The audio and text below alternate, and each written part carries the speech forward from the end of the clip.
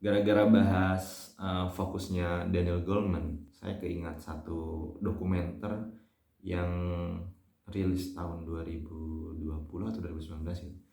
Judulnya The Social Dilemma. Teman-teman bisa nonton itu di Netflix.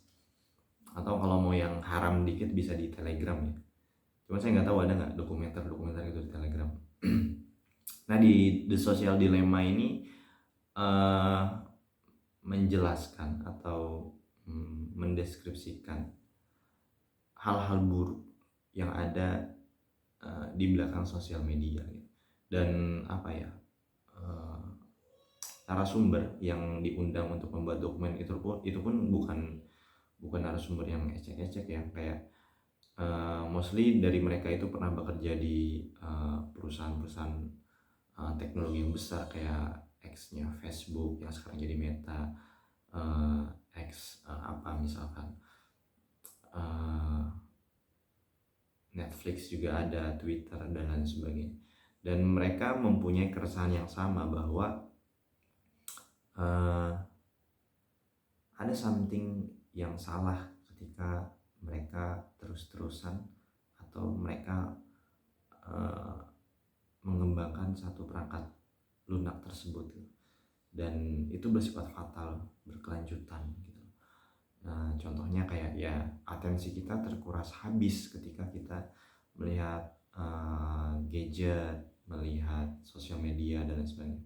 Makanya ada satu tokoh yang saya sangat idolakan, namanya Pak Gita Wirjawan. Beliau adalah ex Menteri Perdagangan zamannya SBY Jilid 2 ya. Nah, beliau itu membatasi penggunaan handphone tuh hanya 1 jam sehari. Sisanya beliau habiskan untuk membaca buku gitu. Dan efeknya luar biasa gitu. Jadi dia bisa memahami lebih banyak hal dibandingkan ketika dia touch dengan sosial media. Dia juga bisa punya waktu bareng yang banyak sama keluarganya gitu. Dan atensi dia tuh tidak terdistraksi gitu loh oleh hal-hal yang sifatnya tuh maya ya, atau sifatnya delusional. Karena kalau menurut dokumenter The Social Dilemma ya, segala sesuatu yang kita rasakan di media sosial itu sebenarnya udah diset dan memang didesain untuk seperti itu. Didesain untuk membuat kita nagih terus menerus, dan ya fokusnya ya pada sosial media. Contohlah Instagram misalnya.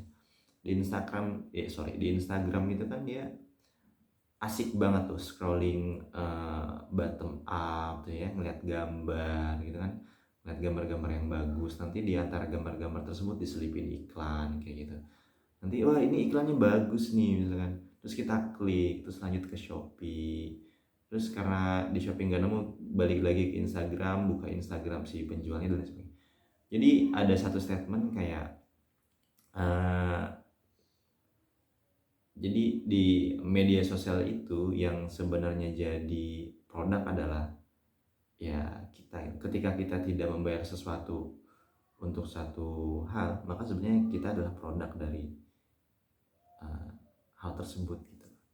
Ya berarti secara nggak langsung ketika kita buka Instagram, sebenarnya kita adalah produk-produk yang produknya apa ya, Facebook atau Instagram misalkan ya, produknya perusahaan besar teknologi ya, untuk dijual kepada agensi-agensi marketing atau pengiklanan dan lain sebagainya. Jadi ya sebenarnya kita adalah produk itu sendiri gitu. Karena secara tidak sadar apa ya, alam bawah sadar kita tuh sudah dikontrol. Dan makanya saya pribadi itu sangat membatasi penggunaan handphone untuk anak, terutama ngasih YouTube misalkan ke anak gitu kan ya. Dan ya efeknya tuh luar biasa ketika anak tuh diberikan handphone seharian. Dia bakal tantrum ketika nggak dikasih handphone, dan efek ketagihan atau uh, keinginan yang berulang-ulang itu terus muncul gitu. Makanya uh, dalam implementasinya sehari-hari, saya tuh dan istri membatasi penggunaan handphone untuk anak. Itu pun ketika dikasih handphone kita ngasihnya ya video-video dia aja gitu. Karena untuk menghindari apa ya, ketergantungan dia terhadap handphone. Nah begitupun dengan kita gitu. Jadi orang dewasa harusnya bisa lebih memilah dan memilih itu mana yang urgent, mana yang enggak.